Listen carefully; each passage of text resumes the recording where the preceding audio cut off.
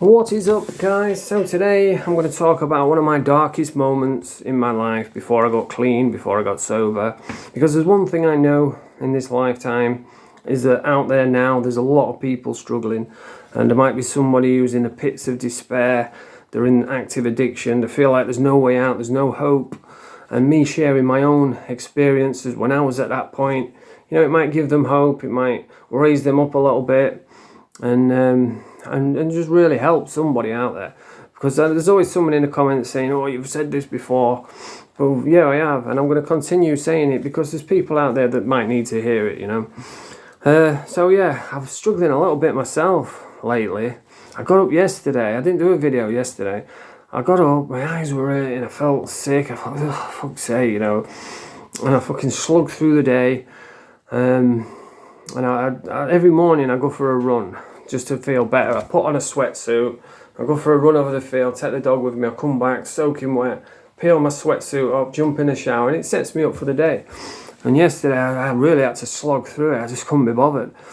And it got to night time, I went to bed about 9 o'clock. That's why I didn't do a video yesterday. I went to bed about 9 o'clock. I woke up at like 11 o'clock at night and I was doing the junkie limbo. I was like, what the See, about 6 days ago, I dropped down on my buprenorphine from 3 0.4s down to 2. And I really felt it. And for like 2 days, I was up all night doing the fucking dance. I felt sick, I was sneezing, I just felt rubbish. But then I started feeling better, and then I had like 2 or 3 days. I'm like, okay, I'm over that now. And then yesterday I woke up, felt terrible, and all last night I was fucking twitching, and I couldn't say I've been up since 11 o'clock yesterday. And it's an awful feeling. It's like you can't relax. You lay down there, and then 10 seconds later your arms twitch and your legs twitch, and then you move, and then another 10 seconds you're twitching again, and it's horrible. It's just tossing and turning. So I've been up all night. I don't understand it. I thought I was over that bit, you know. Maybe I didn't get my full dose yesterday. Maybe a bit slipped to the back of my mouth or something. I don't know. But yeah, I feel a bit rough today, and that's why I didn't do a video yesterday. I just uploaded one of my old videos from round the car boot. And as usual, it had the fucking racist parade. Oh, racist, you're racist. You know, because I went to a car boot sale and there was loads of Pakistanis and loads of migrants. And I says, oh, look, there's loads of migrants, there's loads of Pakistanis. So apparently that's racist now. But isn't it funny? Like, you can go to Spain. Let's say we go to Spain, there's loads of English people, and you're looking around like, fucking hell, it's like being back in England. That's all right saying that. But if you're in England and you're surrounded by like Pakistanis and migrants, and you say, fucking hell, it's like being in Pakistan, somehow that's racist. And I just don't know the rules anymore. Someone can drop me an email and update me on the rules now. I mean, when I was growing up, to be racist, they used to shave their heads, they'd wear big Dr. Martin shoes, they'd get a fucking swastika tattooed on the face, and they'd go around beating up black dudes, you know, and that's what racists were when I was growing up. But now it seems like just mentioning fucking migrant, or if you throw a stone at a migrant hotel, you're getting fucking 9 years in prison now. If you mention it, anything bad about migrants, you're getting 30 months in prison just for saying something. It's mental, isn't it? Can't believe it. But yeah, a migrant comes over and gets done for like raping a school kid, and it's like, ooh, suspended sentence for you. I don't even think they get deported. It's fucking madness. But I don't want to talk too much about that because, you know, you just get cancelled and just get in trouble. But I just don't know the rules anymore. Someone needs to update me on the rules. But anyway, yeah, I'm going to talk about my darkest moment today. Now, before I got clean, I was in a real bad way. I was massively overweight. I was on Valium, Xanax, pregabalin, gabapentin. I was drinking 10, 20 cans of beer, smoking crack every single day. I was in a right mess. And I'd given up. You know, I thought to myself, I'm too far gone. Even if I can stop drinking, I'm still on loads of tablets. Even if I can stop the tablets, I'm still a crackhead. Even if I can stop all that, I'm still a big fat fucker because I could barely even walk. I was that fat. So I thought there's no way out. The only way out is to end myself. So that's all I used to think about. That's all I used to dream about. Ways that I could do it where it wouldn't be that painful. You know, ways that I could do it and I wouldn't have to suffer. Because, I mean, there is a way you can do it like that, but just fucking, I don't understand why people do that, man. I can understand why they do it in prison because they haven't got access to pills or other means. But even then, you could just do that, couldn't you? So I'd never understand doing that. I could never do that. But anyway, I was in a bad way, and I used to have this reoccurring daydream. As soon as I wake up, I'd be fucking miserable. As soon as I open my eyes, like, oh God, not another day. I just prayed that I would end myself in my sleep and I wouldn't wake up. And I used to daydream about putting a thing around my neck, tying it to a merry-go-round, and just getting a nice comfy thing. I don't know what you're allowed to say on here, so that's why I'm being vague. And just pressing go. And then I would swing around, and my life would be over, and I'd just be happy, and everybody would be better off without me. That's the way I was thinking. I'd given up all hope. And because I've tried a few times to end myself, and the one time, the one I'm going to talk about now is when I had some amitriptyline, and I'd specifically gone out and bought the strongest ones, a full box, and I was just going to take the lot. And I don't know what milled it was. I just remember saying I need the strongest ones. So I got a full box of them, which was, I think, you get 30 in a strip, so that'd have been 60. And I just took the lot, thinking, that's it now, I've had enough. I'm done. It was the middle of the night, I'd just run out of crack. I had no money, I had no means of getting any more. I was wired, I was paranoid, I was drunk, and I just thought, this is it. No more, I can't do this anymore. It's too hard. And there seems to be a stigma. People won't talk about this sort of stuff because they don't want to look weak, because there's a lot of knobheads out there that like to point the finger and say, smackhead, look at you, smackhead. But you have got no idea what we have to go through every single day. Every day we have to wake up and go to war with ourselves in our own mind, just to convince ourselves that, that we can't use today, because if we use, then it's game over.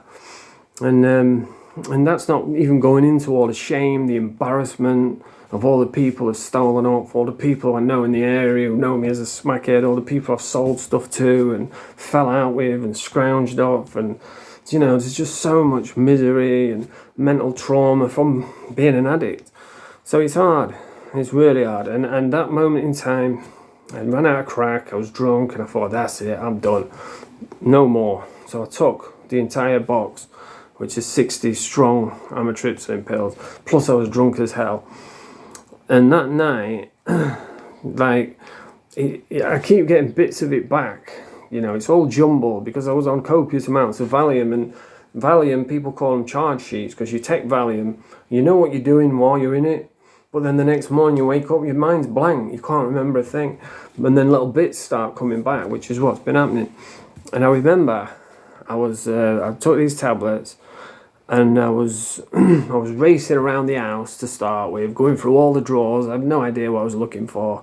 I was running out into the garden, running up and down, and then I would pass out, and I would come back, and I'd be sat in the corner of the room, facing the wall, talking to somebody, talking like, oh, yeah, drugs, it's about time, we've got to get sorted now, innit? Having full-blown conversations with there's nobody there.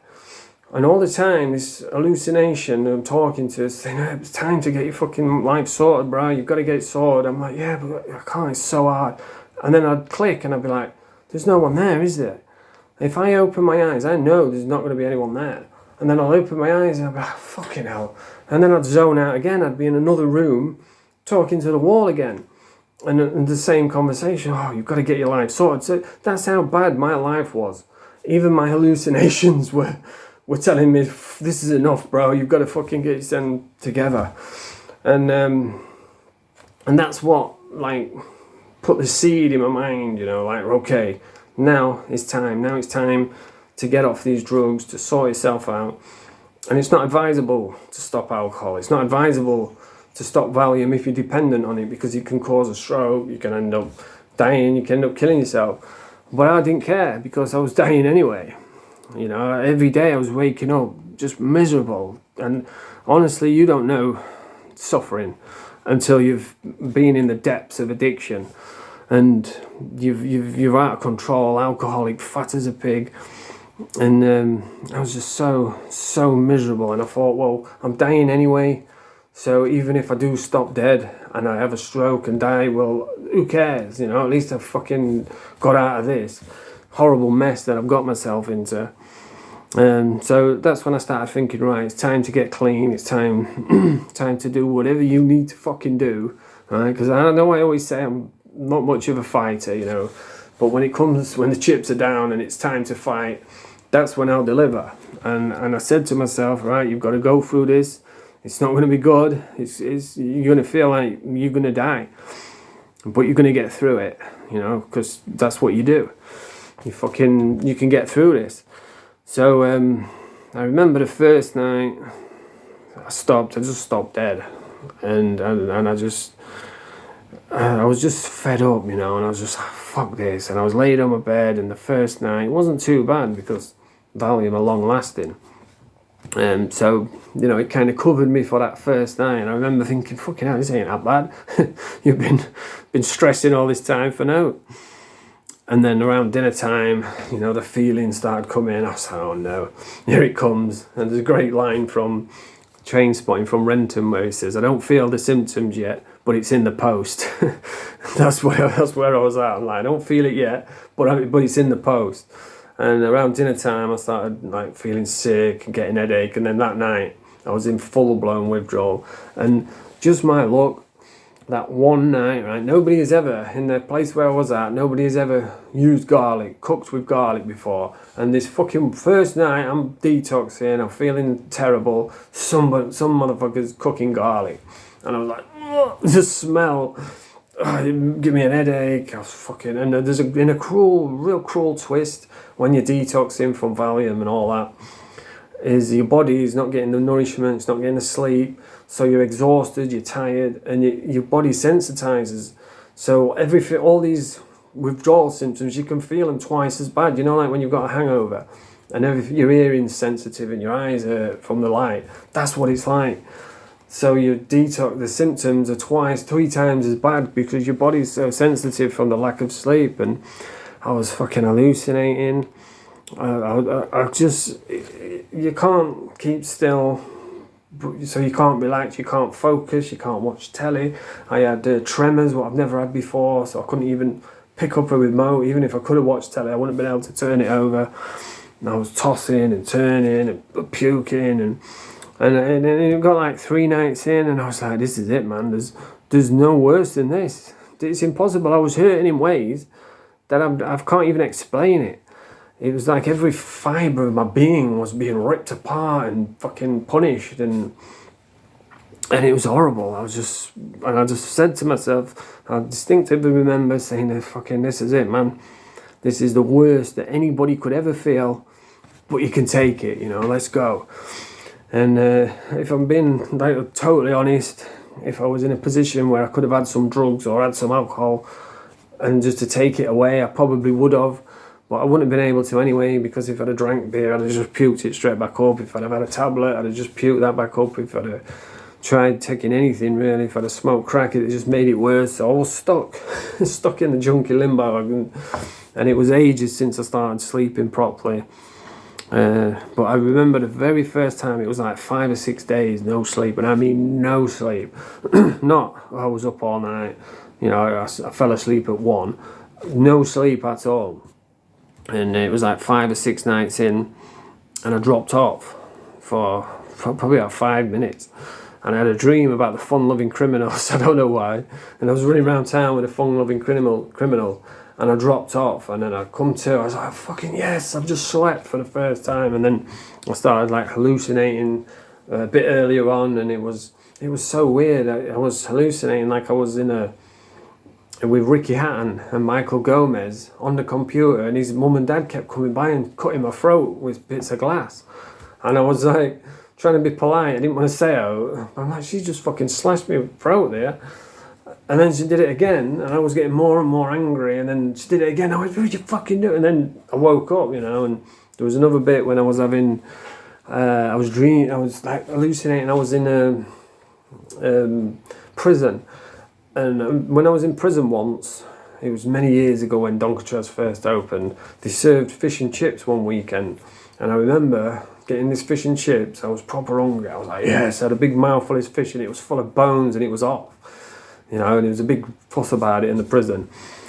And I was like hallucinating that I was back in prison and I was eating this fish and I could feel the bones and smell it and taste it. And I was puking in the hallucination, and then I like clicked to and I was puking in real time, you know. And oh, it was so fucking horrible. There was another one where I was in a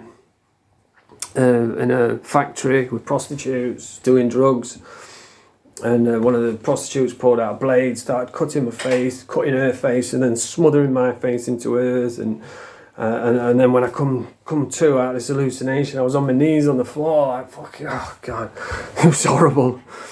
And that's because I did it the wrong way, you know. I don't want to put off anybody doing a detox. You've got to do it properly. You've got to do it safely, you know, taper down, maybe go into a rehab and do it the safe way. But I was out of options, and if I hadn't stopped then, I'd be dead now. I know that. I fucking know that. All my ankles were swollen. I was bruised because I was so fat.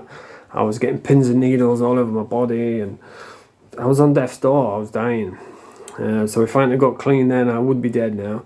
That's for sure. But I don't want to put anybody off, because you can do it properly, like I'm doing now with the buprenorphine. I'm doing it safely. I'm doing it bit by bit. And yeah, it's shit. It's a struggle. I was up all last night, but that's a drop in the ocean compared to doing it, you know, 5 or 6 different drugs, plus alcohol, plus crack, all at once.